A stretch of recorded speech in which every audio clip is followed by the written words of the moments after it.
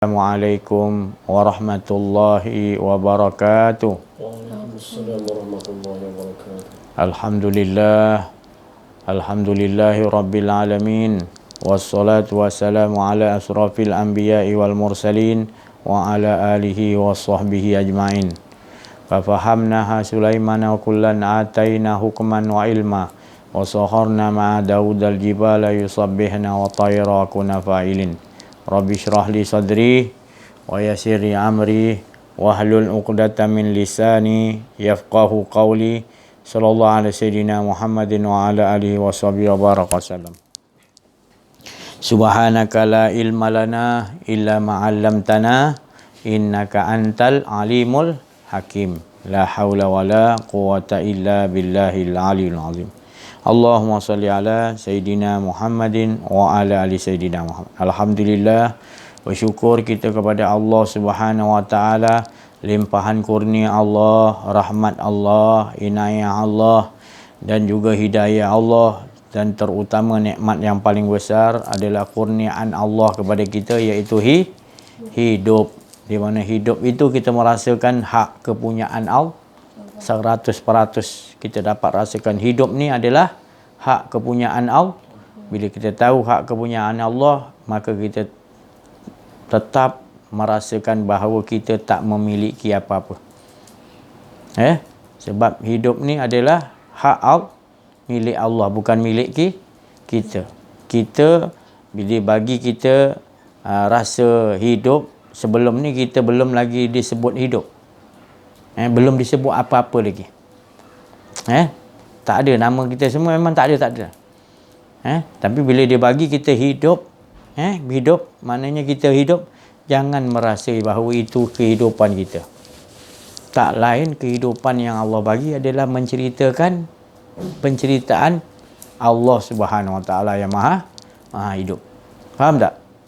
Maknanya kalau kita dah faham, maknanya segala apa yang telah berlaku, sedang berlaku, akan berlaku, ataupun kehadapan yang akan berlaku, semuanya kita awalu, akhiru, zakhiru, batin. Kita boleh tak yakini bahawa itu semua hak Allah Subhanahu Wa Taala. Dia yang mentadbir. Dia yang mentadbir, dia yang mentakdirkan. Qada dan qadar. Itu kita nak kena faham, sebab bukan semua orang, termasuk saya juga, bila berlaku sesuatu, bukan senang kita nak menghadapi. Kalau yang baik, ya mungkin kita akan mengatakan kita boleh terima. Tapi bila sesuatu tu yang lari daripada kehendak kita, kita tidak boleh terima. Malahan kita akan berbalah, kita memprotes, kita tidak puas hati dengan sesuatu yang bukan kita nak terjadi begini baik, tetapi jadi tak baik. Jadi kita akan memprotes. Maknanya kita masih lagi gagal dengan Allah. Maknanya kita gagal menghadapi kehidupan ini. Di dunia lagi kita gagal, di akhirat nanti kelak lagi gagal. Jadi macam mana kita nak olahkan, itulah, tak ada jalan lain. Kita kena selalu kembali kepada Allah. Makna kembali itu, makna kita tetap seperti biasa merasakan bahawa kehidupan ini adalah Allah yang mencorakkan. Hidup kita ni kepunyaan Allah. Jadi bila kepunyaan Allah, Allah yang tahu nak mencorakkan. Allah bagi tahu banyak dalam ayat-ayatnya. Wa huwa bikulli syai'in qadir wa huwa bikulli syai'in alim. Maknanya segala sesuatu apa pun yang kita lihat yang Allah ciptakan, baik yang halus, baik yang tak nampak ataupun yang nampak jelas, yang besar ataupun kecil, semuanya tadi adalah di bawah qadir. Qadir ni kekuasaan Allah SWT. Jadi apa saja, boleh tak kita maknanya memahami betul-betul, mengimani betul-betul bahawasanya kita tak percaya lagi dah. Tadi kita makna mengimani, kita mempercayai benar-benar Allah tu yang maha berkuasa, wa huwa bikulli syai'in Qadir. Allah tu berkuasa atas segala wahwa, segala apa pun. Apa yang Ipan sebut, anak Abbas sebut. Apa saja pun. Ha? Abah, siapa yang jadikan? Siapa yang bagi kuasa? Siapa yang bagi hidup? Siapa bagi pendengaran? Segala-gala Ipan ke semua sekali gitulah. Allah bagi kuasa untuk kita boleh bercakap. Kalau tak ada kuasa kita tak boleh cakap, bisu. Allah bagi kuasa tu gerak-gerak tu kenapa? Duduk elok-elok.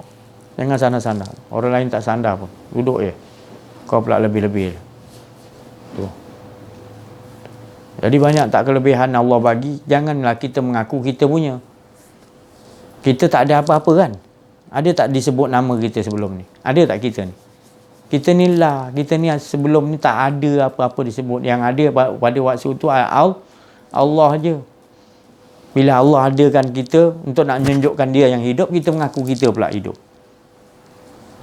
Jadi hidup kita ni datangnya daripada mana? Daripada Allah yang maha hidup. Semua sekali, bukan kita aja. Bukan Abah aja, Irfan aja, semua. Jadi kalau kita nak berbalah-balah dengan orang yang tak faham, tak mengaji bab ni, dia tak faham, dia tak mengaji bab ni, dia nak berbalah-balah, tentu dia tak faham. Dia nak cari jalan juga, dia kata dia ada juga. Tu. Allah bagi kita apa hidup, amanah untuk kita jaga. Dia rasa kita lagi ada lagi. Tu. Orang macam ni, orang yang selalu berbalah, bersoal-soal, dia tanya-tanya apa sebabnya, apa gini-gini dia nak tanya. Macam orang-orang Bani Israel dia tanya. Nak lembu macam mana, nak warna apa, nak disembelih bila, nak dia macam-macam dia tanya. Tujuan dia untuk supaya lama-lama tak jadi nak dikorbankan sesuatu. Dia tanya banyak, nak warna apa nak. Gitulah kita ni bila selalu bertanya nak tu, nak nu, nak lebih-lebih. Allah dah suruh buat ni, kita tanya kenapa nak kena buat ni ya Allah. Itu berbalah nama ni.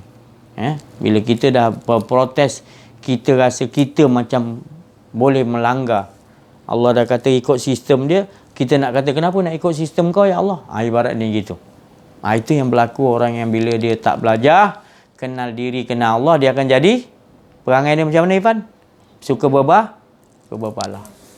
Berbalah-balah, suka memprotes, menanya, nambah-nambahkan lagi. Macam tadi, nak warna apa lembu ni, nak sembelih ni waktu bila, nakkan kaki dia warna apa, bulu dia warna apa. Allah suruh sembelih korban, sembelih lah korban, tak usahlah banyak cerita kan. Dia tanya. Sudah, dia buat macam-macam, dia sembahnya lembu tu pula. Dia jadikan lembu tu tadi sembahan pula. Itulah tadi. Sebab asalnya punca dia berbalah atas perintah Allah. Itulah kita pun gitu juga. Kalau kita protes, kenapa jadi macam ni ya Allah? Kenapa jadi macam ni ya Allah? Aku nakkan macam ni. Aku dah buat macam ni ya Allah. Kita suka sesuatu terjadi tu bila tak sesuai dengan diri kita, kita akan, padahal Allah buat tu cukup baik. Otak kita, paling tidak otak kita lawan lah. Ya Allah, dia datang ni lawan ya Allah, tolong ya Allah. Dia nak lawan ya Allah, aku tak nak ya Allah, ni semua ketentuan kau ya Allah, aku reda ya Allah, tolong bagi kekuatan ke aku. Kita lawan. Dah benda tu datang macam tu, kita kena lawan. Takut kita takut pada Allah daripada kita nak berbalah-balah. Suara dalam ni berbalah, tapi kita tak nak, takut. Pasal kita dah belajar kenal diri, kenal Allah. Tolonglah ya Allah, aku nak engkau ya. Itu. Allah nak tengok macam mana cara kita nak pulangkan balik kepada Allah. Kerana Allah juga yang nak selesaikan. Kita tak mampu nak menghadapi. Tu. Jadi alhamdulillah. Jadi gitulah kehidupan kita ni, jangan, kita kena betul-betul ikut apa yang telah Allah Ta'ala tetapkan. Terutama kita perhatikan wa fi anfusikum afala tubsirun. Di dalam diri kita perhatikan. Kalau kita tak belajar kenal diri, kita tak kenal Allah lah kita tak tahu apa bisikan-bisikan dalam diri kita, yang mana yang asli, yang daripada Allah, dan mana yang was-was. Was-was tu daripada benda batil. Sebab kita bila kita tak belajar kenal diri, kenal Allah, benda yang hak datang sampai kat kita, kita tak kenal diri, tak kenal Allah, dia akan jadi benda batil, benda was-was. Was-was ni kita bertanya, ya ke? Nak warna apa? Dia berbalah ni. Was-was ni akan berbalah. Lama-lama dia tinggalkan suruhan Allah tu. Sampai kat dia jadi tak jelas. Jadi itulah keuntungan bila kita belajar mengenal diri, mengenal Allah. Kita akan, bila datang sesuatu daripada Allah, kita pastikan dia tidak bengkok. Dia itu benda yang asli, yang benar daripada Allah. Dan kita yakini, kita ikut, itu bukanlah kehendak kita, tapi kehendak Allah. Adakah manusia boleh langsung kepada Allah SWT pada penghujung, pengakhir zaman ni? Boleh. Allah maha berkehendak. Allah maha. Allah bersihkan diri kita, Allah suci, kita betul-betul nak. Kita betul-betul nak. Bukan maknanya kita seolah-olah kita ni biarkan dia. Salah. Kita biarkan seolah-olah tak apalah, nantilah, kita lalai, kita lengah. Tak boleh. Mana kita dah sedar, Allah bagi kesedaran, banyak perumpamaan Allah tunjukkan pada kita, kita terus ikuti, kita terus amaliakan, kita terus imani, yakin ini daripada Allah. Kita bersama-sama dengan orang yang lebih lagi tingkatan yakin dia, iaitu hakul yakin. Kita baru nak yakin, kita duduk dengan orang yang betul dah lama yakin, iaitu hakul yakin. Supaya kita bertambah mantap. Jangan kita baru-baru nak yakin, kita duduk orang yang was-was, yang tak yakin. Bertambah teruklah kita. Mari kita kena duduk selalu bersama dengan orang yang sentiasa yakin kepada Allah Subhanahu Wa Taala.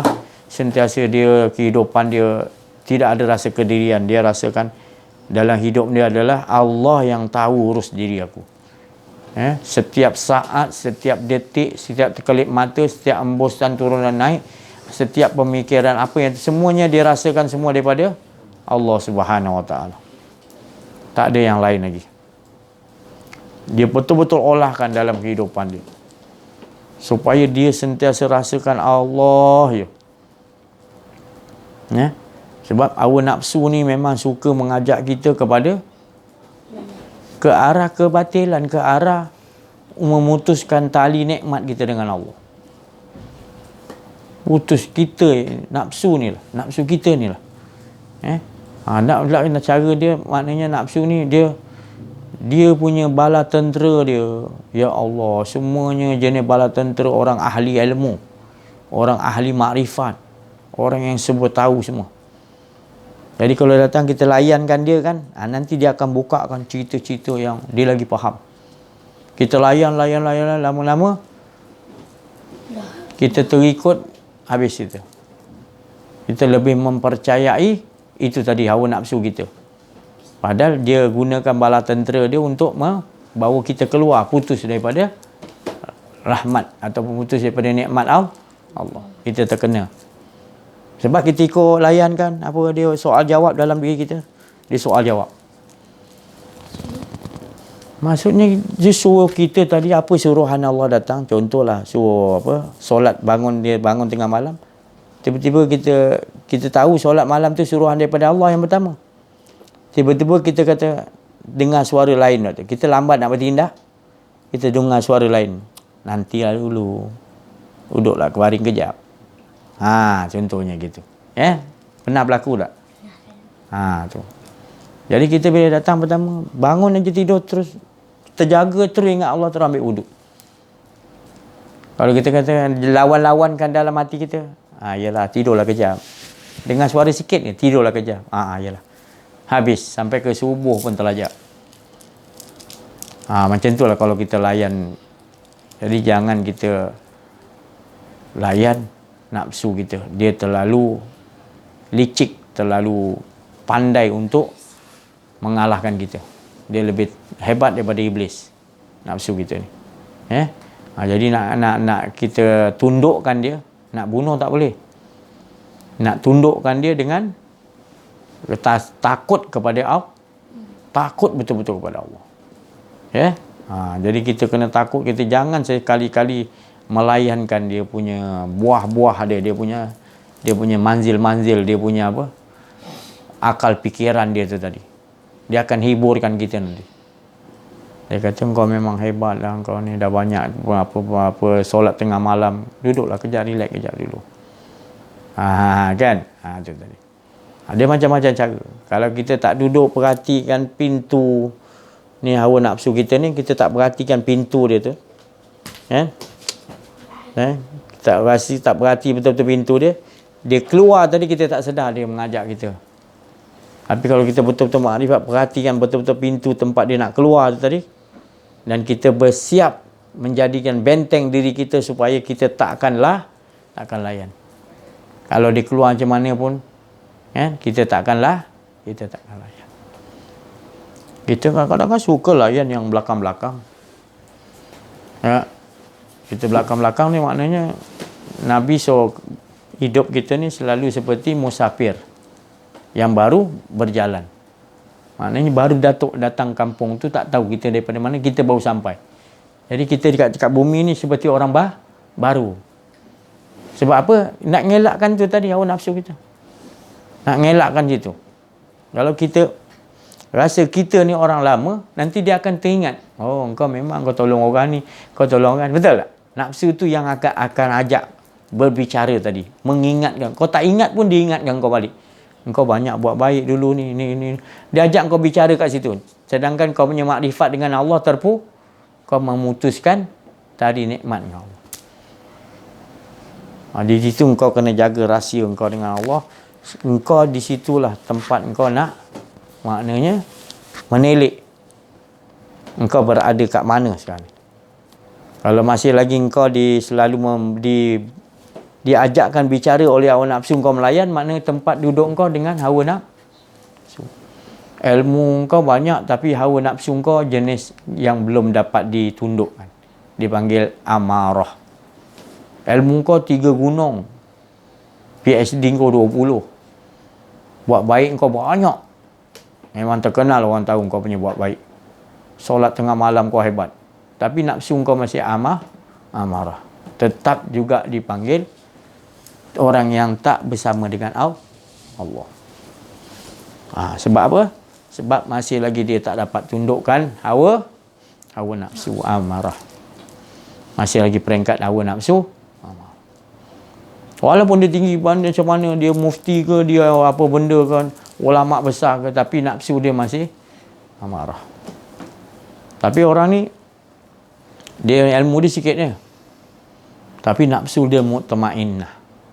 Darjat dia tinggi. Sebab apa saya cakap macam tu? Sebab Rasulullah SAW hadis bagi tahu lebih kurang dia kata, di dalam diri manusia ni ada segumpal daging. Kalau baik, baiklah. Jadi Rasulullah kata apa? Sahabat tanya apa tadi itu? Itulah qalbun. Bahasa kita hati. Tapi sebenarnya qalbun tu adalah dia berdekatan dengan jantung kita. Sebelah kiri sikit. Jantung tapi dia belah kiri sikit. Makam dia. Kalau baik semuanya. Macam mana baik? Tanda je baik. Orang yang kenal Allah. Adalah hati dia yang salim, selamat. Mana jiwa tenang. Mutmain, dia dapat nafsu mutmain. Dia belajar kenal diri, kenal Allah. Dia mesti ambil.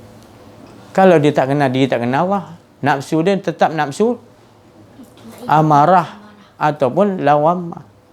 Masih tak lepas lagi. Lawamah ni kejap elok, kejap tak, kejap elok, kejap tak. Lawamah. Kalau marah ni tak baik semua. Tak baik ni apa? Dia selalu mengaku diri. Solat juga, puasa juga, tapi dia mengaku dia yang buat tu. Dia nak ganjaran ni, dia nak balasan ni, dia maknanya nafsu dia ke arah bukan kepada Allah, kepada balasan. Itu amarah lah tu. Kalau lawamah, kejap dia nak Allah, kejap tidak, kejap rasa dia nak diri dia nak dipuji. Itu lawamah. Tapi mutmainah dia tak mau. Dia nak irji'i ila rabbiki radiyatan. Dia tak tenang kalau tak dengan Allah. Cukuplah sampai nafsu tu dulu kita dapat. Itu pun bukan senang kalau tak ada perjuangan yang Nabi-Nabi pun berjuang kan, berperang kan, lawan. daripada perang Badar. Dikatakan tadi sahabat, ada perang lebih hebat lagi ya Rasulullah. Ada lagi. Ni balik perang Badar ni susah ni. Sengit tu peperangan tu, 300 lawan 1000. Dengan alat tak cukup, lawan dengan tentera yang alat dia semua canggih. Cukup semua. Dah teruk lah berperang tu tadi kan. Nak tanya dengan Rasulullah SAW, ada lagi tak? Ada. Apa dia? Jihad hawa nafsu. Itu yang orang kita banyak lupa. Lengah dan lengah dan lalai. Inilah punca dia. Bila kita dah dibagi nikmat, kita terasa tak cukup nikmat. Nak nikmat lagi, lama-lama kita jadi kufur nikmat. Jadi tak puas hatilah, tamak, tak cukup nikmat yang Allah bagi. Kita pandang kita dah dapat 1000 gaji, kalau dapat 2000 kan best. Kerja lagi dapat 2000, 3000 kan best. Jadi kita dah jadi orang yang hubud dunia. Yang kita kejar adalah, bukan saya cakap tak boleh ambil, tapi jangan kita melampaui batas. Lah di sini lah dekatnya. Belakang. Jadi begitulah keadaan. Bila kita nak tadi, kedudukan kita adalah kedudukan paling pun kita nak dapat kat dunia ni. Kita kena berperang, jihad hawa nafsu diri kita yang paling besar, yang lebih berat daripada perang Badar, kata Rasulullah. Jihad hawa nafsu, kita nak mencapai nafsul mutmain. Daripada peringkat amarah tadi naik mutmainah ke lawamah ke mutmainah. Mutmainah tu makna ketenangan hanya dengan Allah. Tak nak ada rasa kedirian. Jadi itu kita memerlukan guru pembimbing. Guru pembimbing rohah, pasal dia babit benda dalam. Dia terkeluar tu, kita tak sedar itu amarah ke, lawamah ke, ataupun mutmainah. Kita takkan faham. Jadi Allah Ta'ala hantarlah. Setiap zaman tu ada jurulatihnya. Pembimbing, jurulatih. Al-Quran ada jurulatih dia, ada guru dia kan. Ada. Jadi apa saja bidang ilmu ada guru-guru dia. Termasuk guru untuk nak kita kenal kepada Allah, pembimbing rohani. Kalau zaman Rasulullah, sahabat dapat Rasulullah. Tabi'in dapat sahabat-sahabat. Guru pembimbing dia. Kan? Jadi turun sampai ke kita wali-wali Allah. Terutamanya kita nak kena jumpa wali-wali Allah. Kalau kita tak jumpa, paling tidak kita jumpa guru tu tadi, belajar dengan wali Allah, paling tidak pun. Kalau guru tu tak belajar dengan wali Allah, maknanya dia tak dapat bawa kita kepada Allah. Dia hanya bawa kepada ilmu aja. Macam kita belajar dengan ulama tu, kan? Dia ilmu yang ulama tu ada, kita dapat ilmu aja. Tapi tauladan untuk nak kita dengan Allah, mana perkenalan kita dengan Allah, tak dapat. Jadi kita kena cari, buat solat hajat, buat solat minta pada Allah, tunjukkan ya Allah, kita betul-betul nak ya Allah. Tu ada orang 3-4 tahun, ada orang 7 tahun dia memohon pada Allah, minta. Itu Allah punya kurniaan. Kalau dapat jumpa, beruntunglah.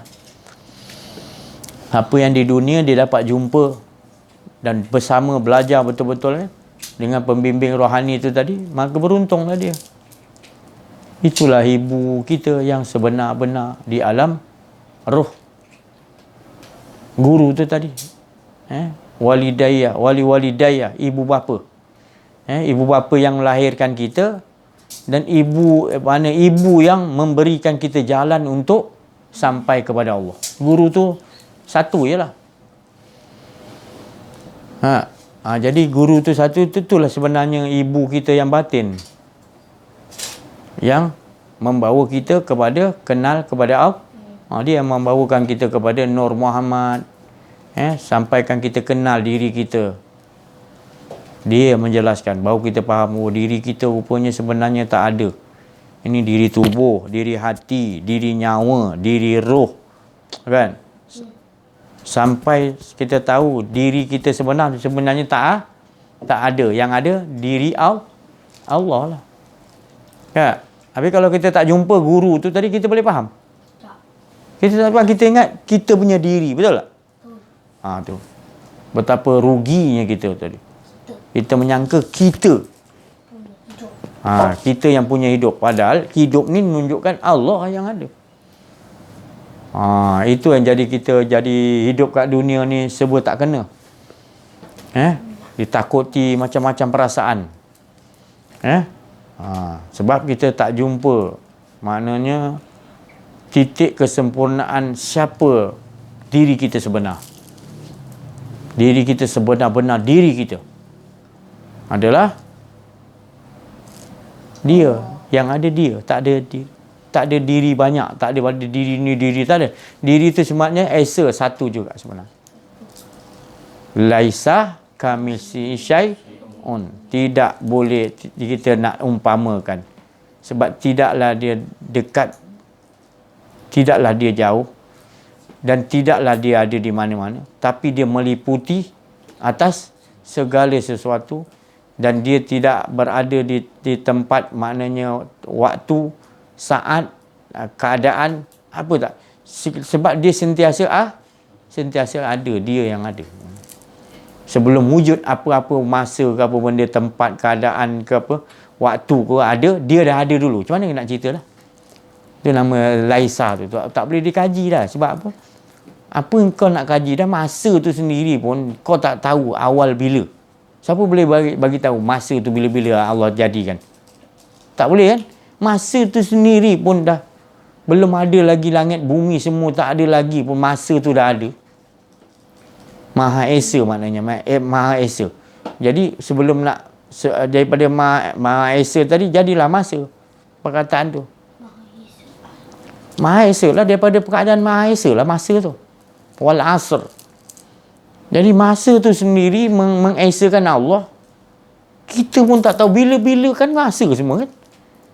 Dan kita pun tak tahu awalu tanpa permulaan, wal akhiru pun tanpa penghabisan. Dia sentiasa akhir tanpa penghujung, bayangkan. Itu maknanya masa tu. Belum zat apa diri Allah tu tadi, kita tak boleh nak kata laisa dah, tak boleh nak ceritakan. Sifat dia tu, masa yang dijadikan tu pun kita tak faham dah bila awal tanpa permulaan. Wal walu wal zahir wal huwa, semuanya kau nak cerita apa? Nak cerita apa? Tak ada cerita kita, semuanya cerita dia yang menceritakan diri dia. Segala awal, akhir, zahir, batin, semua huwa, semuanya. Ada cerita Adam, Habil dengan Qabil, kita Adam di syurga gini. Semua cerita-cerita siapa tu? Anak Nabi Adam. Jadi kita perhatikan, tengok. Apa benda cerita-cerita yang ada dalam pengetahuan yang dibagi oleh Allah kepada kita. Cuba kita keluarkan balik, kita tengok itu semua adalah kisah-kisah yang Allah nak ceritakan pada dalam diri kita. Pengetahuan tu banyak mana? Tu pengetahuan tu ilmu lah. Kalau di luar tu itu tulisan. Tapi yang dah masuk dalam diri kita tu, pengetahuan yang berbentuk dah berlaku dalam hidup kita. Tu. Macam mana kita nak olahkan supaya kita tahu itulah cerita dia. Ini tidak kita rasa macam kita punya cerita. Kita ingat-ingat nak balas apa dengan aku, ya Allah. Itu yang jadi kita ni mengungkit-ungkit cerita yang lama supaya kita ajak hawa nafsu kita, suruh ingatkan balik. Hawa nafsu kita memang pakar lah. Dia pun cerita lah, kau buat ni. Kita pun terikut. Rupanya kita dah putus tali kita dengan Allah. Kita rasa kita hebat. Sebab hawa nafsu kita cerita dengan kita. Engkau punya amalan ni, engkau buat ni. Engkau dapatlah ni nanti ni. Engkau mintalah pada Allah. Tak tersedar kita memutuskan dengan sebab dialog kita dengan hawa nafsu kita. Tu. Iblis datang, dia kipas je. Memang. Tapi yang jahat dia hawa paling jahat sekali. Hawa nafsu kita. Maka itu Nabi Adam bila dia buat sesuatu perintah yang dilarang oleh Allah, mendekati pohon tu, Allah Ta'ala ajar supaya salahkan diri sendiri. Rabbana zalamna. Nabi Adam menyalahi diri dia sebab Allah ajar. Jangan kita kata, Nabi Adam pun buat salah. Itu makna jangan kita kata gitu. Itu pengajaran bagi kita. Bila kita silap, kita jangan salah siapa-siapa. Sebab perintah tu dah datang dulu, jangan engkau menyembah kepada diri engkau. Engkau nak selalu kena menyembah, aku jadikan tidak jin dan manusia tak lain menyembah mengikuti sistem Tapi kita dah maksudnya bila datang tu suruh minum air kopi, kita terus tukar. Milo lah. Itu maknanya kita dah tak ngikut sembah sistem Allah Ta'ala. Jin dan manusia aku jadi untuk ikut sistem tu tadi. Tapi kita berbalah. Kopi pula. Milo macam mana? Kalau Milo okey tak? Kita tanya. Kalau Nescafe macam mana? Boleh kita mau cakap macam tu, mula kita kena lah tu. Kita dah memutuskan. Sepatutnya perintah dia datang Milo, tak usah cerita banyak. Contoh, saya bagi contoh. Itu. Tu. Jadi kita apa yang pertama datang tu, itu kesucian. Tapi kalau orang tak mengaji kenal diri, kenal Allah ni, apa nak diceritakan? Apa kita nak ceritakan? Dia takkan percaya. Dia akan ambil daripada kitab-kitab yang di luar. Bukan saya cakap tak betul. Dia akan rujuk dulu. Dan dia tak faham akan diri dia. Dia ambil di luar dulu. Dia tak mau faham yang wafi anfusikum. Dia tak kenal mana Muhammad yang tadi. Muhammad yang batin. Yang itu Muhammad yang tadi zahir. 1400 tahun lebih. Itu yang zahir. Yang batin tu pada dalam diri kita. Dia tu yang membawa tugas Rasul untuk sampaikan kepada kita mesej daripada Allah untuk minum Nescafe ke, nak buat tu ke, nak. Itulah telah datang laqad ja'akum rasulun min anfusikum. Telah datang seorang roh. Itu yang bawa risalah tu daripada Allah masuk ke otak kita. Solat kita pun tak kenal diri, tak kenal Allah. Aku banyak urusan ni. Nantilah. Terus pergi nafsu syahwat. Saya tak kenal diri. Tapi kalau kenal diri kan Allah, datang dia seronok kita nak buat. Malahan kita menanti-nanti. Perintah tu datang, cepat kita. Hati Allah. Hati orang. Taat perintah Allah, kena Rasul. Dua kita taat. Itu semuanya sebenarnya daripada Allah. Taat tak nama dia? Taat. Kita tak banyak cerita. Cuba kita tak taat, kita banyak cerita. Kenapa nak kena ni? Kenapa nak kena solat? Kenapa? Dia. Kita tak mengimani kesucian yang datang. Laqad ja'akum. Kita tak nampak. Telah datang kepada Rasulun. Pesuruh daripada Allah. Dia suruh kau buat ni. Dia suruh kau buat. Dia suruh kau pergi sini. Dia suruh. Tapi kau kata engkau. Dan kau mengatakan tadi, kenapa aku nak pergi sana? Kenapa aku nak? Kan aku sendiri yang nak pergi sini. Engkau rasa engkau. Pengakuan tu kau rasa engkau yang solat tu aku yang. Tak boleh juga. Sebab kita kena tahu siapa yang suruh kita solat. Dan siapa bagi kudrat kat kita. Siapa yang bagi kita kehendak. Siapa yang bagi ilmu untuk kita. Ada kita lagi tak? Jadi dia dengan dia sebenarnya. Bila kita ikut tu cantik. Tapi kita menutupi, kita rasa kita. Sebab kita tak kenal diri, tak kenal Allah. Kita rasa kita. Hidup kita dalam keadaan, kalau rasa ada diri kita, ada Allah lagi, maknanya kita rasa kita pula kadang-kadang Tuhan dengan Tuhan. Kita pun Tuhan, ada Tuhan lain lagi. Maknanya, seolah-olah gitu. Kita ada kuasa, Tuhan pun ada kuasa, kita kata. Mana ada dua kuasa, kita pun ada kuasa, Allah pun ada kuasa. Boleh ke macam tu? Mana boleh. Itu makna wala yusyrik bi'ibadati rabbihada. Jangan main-main. Masya-Allah kau ni. Aduh. Jangan main-main. Kita betul-betul agama kita tauhid, mengesahkan hanya Allah. Qul huwallahu ahad. Janganlah tarik tu kerja lah kau ni. Jangan kita cuba membebel-bebel atau memelayan hawa nafsu kita. Jaga betul-betul diri kita ni, jangan sampai kita berbisik dengan hawa nafsu kita. Sebab hawa nafsu kita ni suka ajak kita bagi kita hibur kat kita, supaya kita memutuskan tali nikmat kita dengan Allah. Sebab Allah tak pernah tinggalkan kita. Bila kita tak mengaji benda ni, kita tak faham.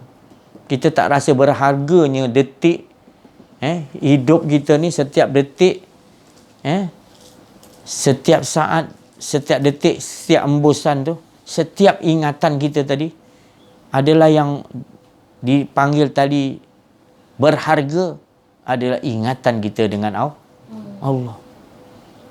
Ingatan kita betul-betul kita ingat hanya Allah, mengingat Allah waktu itu. Itu yang paling berharga.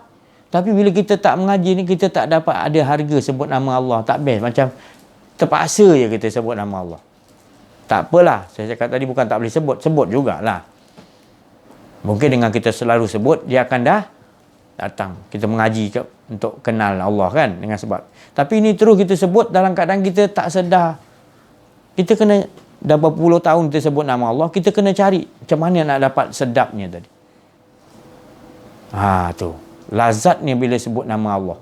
Bergetar rindu dan takutnya sebut nama Allah.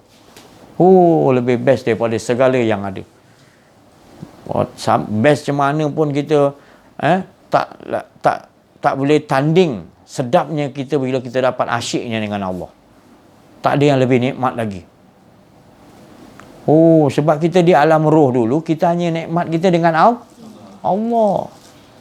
Tak terucap, makin hari makin best dengan Allah. Seronok, tahu nak cakap lah, tak tahu nak cakap. Apa benda yang best kita rasa itu ada percikkan aja. Daripada keasyikan. Kalau dapat keasyikan dengan Allah tadi, yang lain kita nampak macam sikit-sikit tak ada percikkan ni. Kita lebih mementingkan nikmat dengan Allah. Yang lain nak sebut macam mana pun kekayaan, kamu benda kita tak ada melihai air liur, tak ada. Melihai air liur kita kata nak teringin, tak ada. Semua sekadarnya aja. Tapi bila Allah tu tadi, dia punya syok dia punya feeling dia betul-betul dengan Allah. Dia hayati betul-betul. Lagi orang tak ada lagi dia feeling dengan Allah. Sampai dia baring macam ni, dia tidur pun best. Muka dia tu best dengan Allah tu. Dia bangun tu rasa dengan Allah bestnya. Wajah dia tu wajah orang yang tengah menikmati nikmat hidangan yang tak dapat nak diucap dia punya nikmat. Memek muka dia tu tadi dalam keadaan dia tidur, baring, bergerak dia dalam keadaan puas dengan Allah. Datang ujian macam mana pun dia kata datang nikmat macam mana punya hebat pun dia kata, engkau tu lagi nikmat daripada ni ya Allah. Jangan kau balikkan hati aku ya Allah. Setelah kau dah bawakan hati aku hanya dengan kau, jangan kau kembalikan kepada nikmat-nikmat yang lain. Aku tak nak tertipu ya Allah, tolong ya Allah. Dia kasih mana pergi pun kau cerita lah macam mana punya nikmat pun dia tetap dengan Tuhan dia, dengan Allah dia rasakan tak ada lagi yang lebih. Dan Allah bagikan kepada dia keteguhan. Dan Allah pelihara diri dia untuk bertambah lagi syok. Tak jemu-jemu, daim. Bertambah asyik lagi, bertambah asyik. Dia bagi gitu.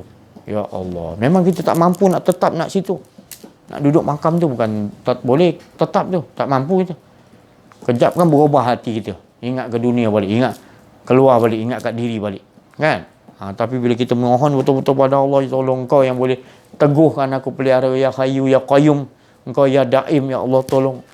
Kita minta pada Allah sifat Qayyum tadi, dia yang boleh tetapkan kita teguh. Kita ni duduk macam ni boleh tegak ni sebab Qayyum dia tu. Kita boleh berdiri, kalau kita boleh berjalan, cuma atas Qayyumiyah. Dia yang berdiri tegak dengan sendiri, dia yang menegakkan kita. Kalau tanpa Qayyumiyah dia, kita tak dapat bertegak. Mata kita pun tak larang nak angkat dia yang bagi naik.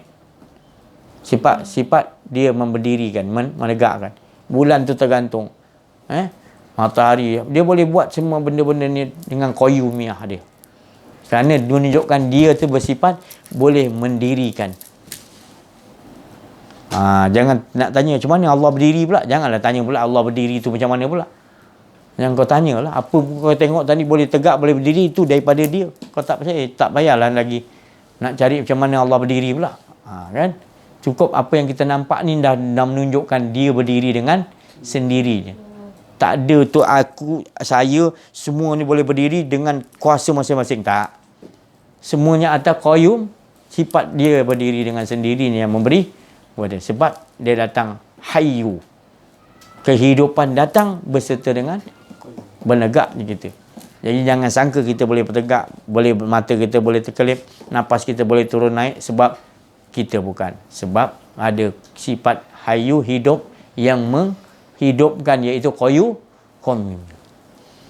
Hebatnya Allah. Kita mengaji benda ni sampai lebur, sampai tak ada habuk pun tak ada pada dia. Kosong kosongnya. Kita dibagi Allah, faham tak? Faham tak? Dia bagi Allah Subhanahu Taala faham. Faham tu bukan kita. Faham tu dia yang bagi. Jadi bukan kita faham, dia yang faham diri dia sebenarnya. Jadi itu tandanya kita dapat di sisi Allah, bukan pada Abah, bukan sisi Abah. Jadi kamu semua dapat dari sisi Allah. Sebab saya tidak ada ilmu, tidak ada kalam, tak ada kehendak, tapi semua tu semua siapa kehendak? Semua kehendak dia. Kehendak tu datang daripada mana? Tadi kita belajar tadi. Muridun daripada mana?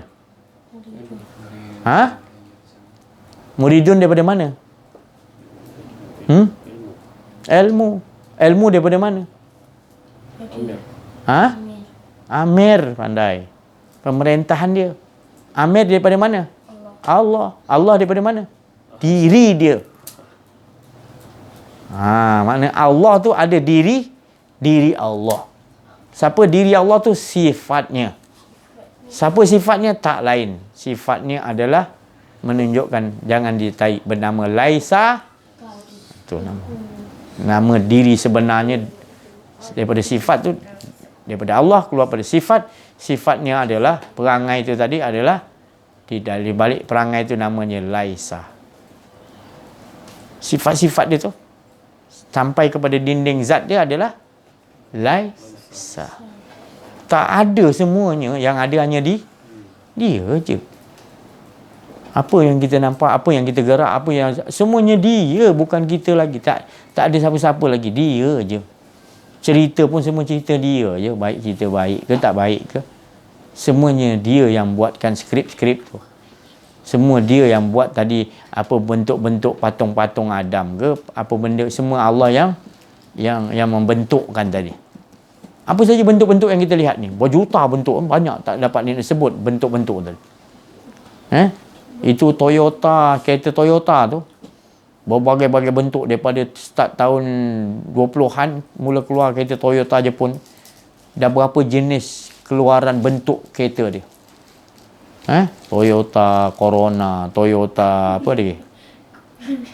Ada Toyota Corona? Toyota apa lagi?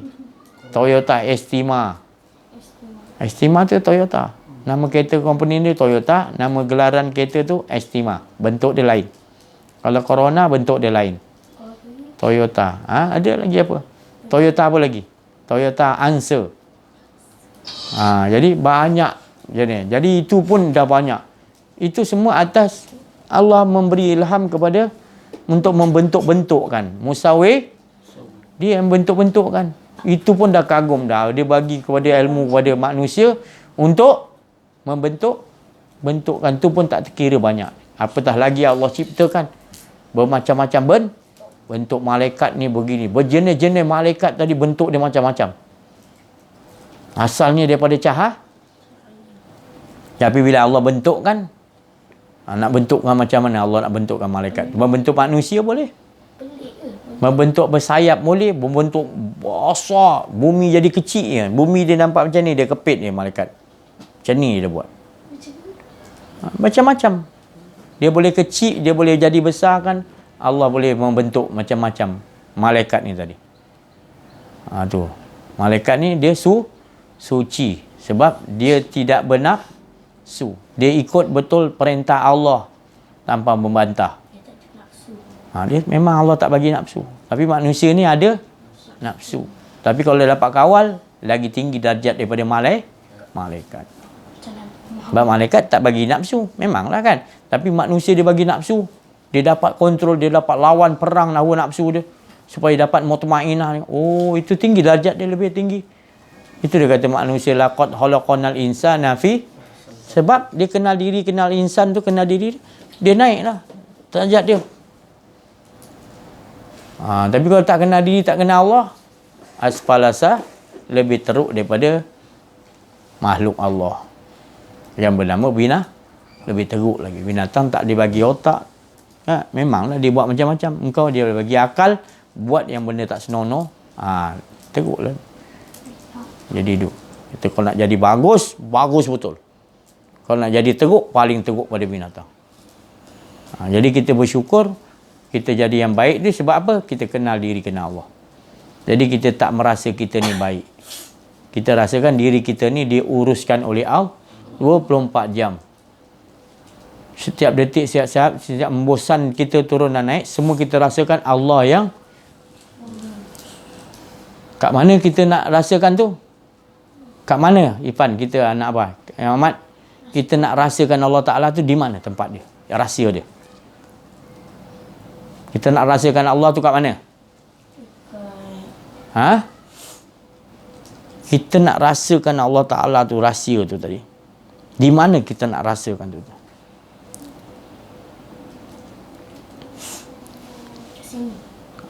Cuba Ifan tadi, Ifan makan apa tadi? Lauk ayam apa? Kari. Ayam kampung. Kat mana rasa ayam tu?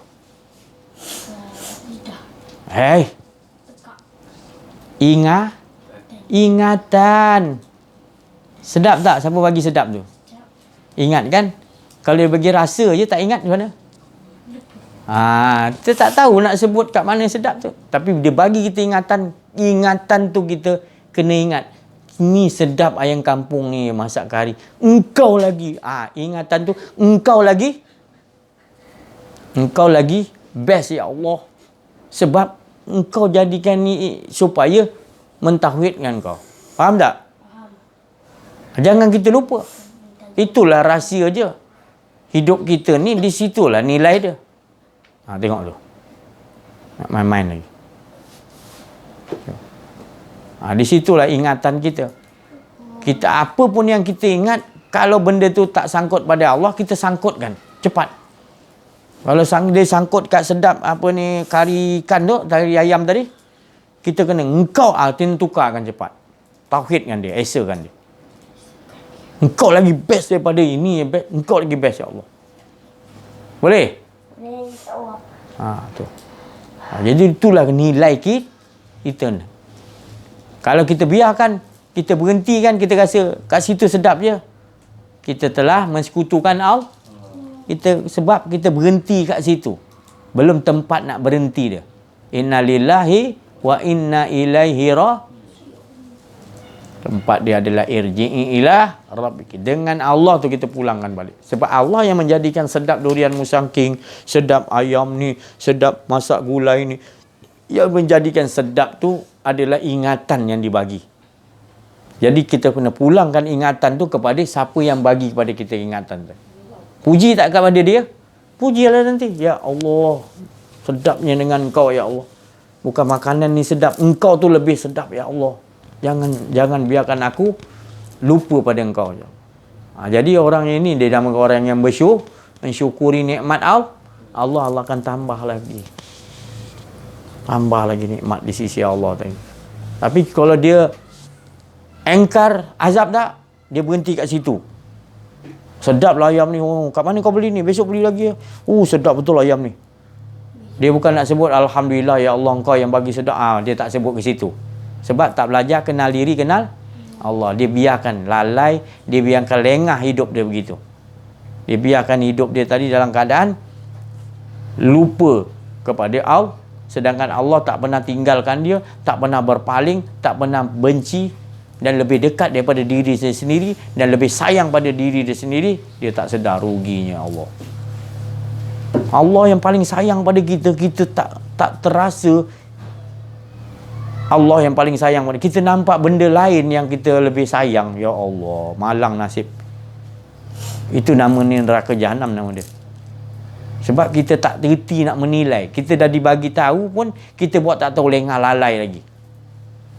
Kita suka berbalah-balah. Nantilah besok lah. Kenapa nak macam ni? Kenapa nak Allah Ta'ala jadi? Kita cari berbalah-balah dengan Allah. Jadi perlihatkan macam-macam keadaan tadi. Jadi yang mustahaknya kita selalu ingatkan kepada Allah bahawa dialah segala-gala yang punya nikmat.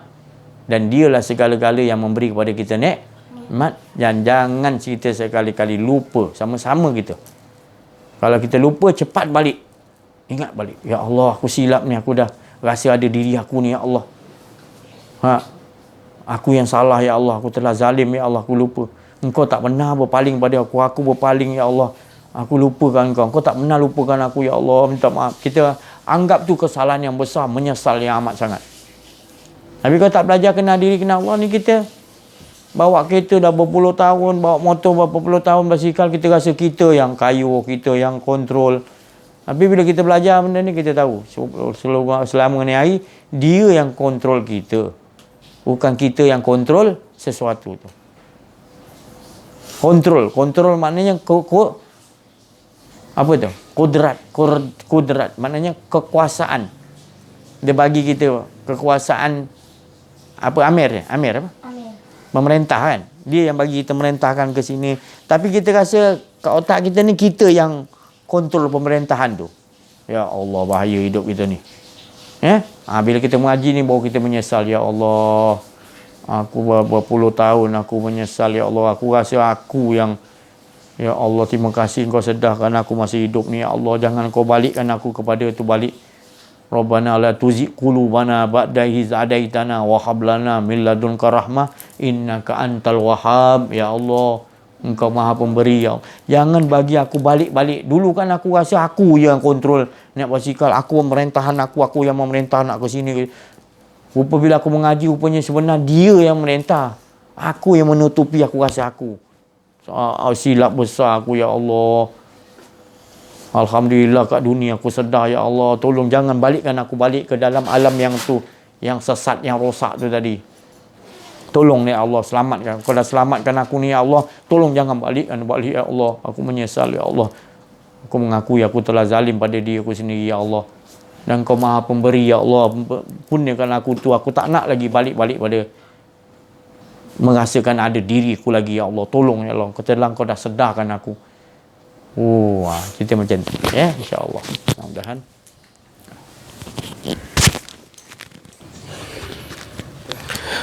Bismillahirrahmanirrahim.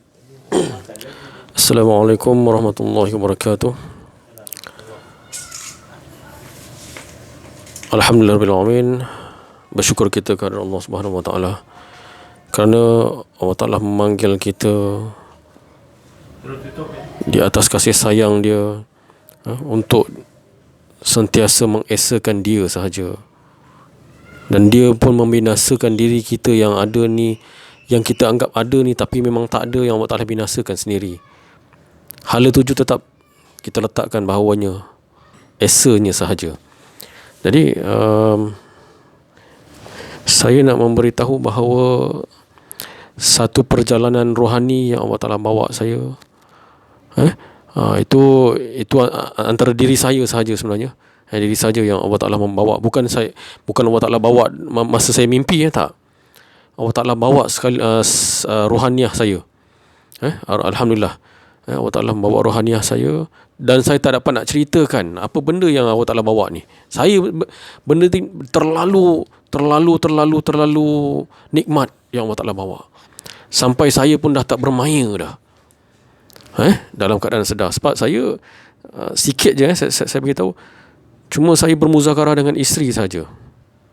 Saya bermuzakarah baru-baru ni, semalam lah, baru-baru ni, saya bermuzakarah dengan isteri saja. Jadi dalam bermuzakarah tu Allah Ta'ala bawa terus perjalanan rohaniah tu, dan saya tak dapat nak ceritakan macam mana, ya Allah, betapa nikmatnya. Jadi saya nak beritahu kat sini bahawasanya itu baru saya. Saya yang kerdil ni, saya yang tak ada apa ni kan. Itu baru saya. Belum lagi sebab saya cakap, ya Allah, saya cakap dengan isteri saya, itu bau sikit yang Allah Ta'ala bagi percikkan. Macam mana lah guru rohani, pembimbing rohani Rasulullah SAW, patutlah dia memberitahu, Rasulullah memberitahu bahawasanya mubasyiran wa nazira, berkabar gembira rupanya. Ya Allah, saya dapat percikkan sikit je, tapi saya dah tahu nikmat tu betapa nikmatnya. Ya Allah. Contoh yang lain, Sayyidina Ali karamallahu wajhah, nikmat yang didapat tu sampai berguling-guling dekat tanah Abu Turab kan. Abu Turab berguling-guling kat tanah. Dia tak tahu dia tu perjalanan rohani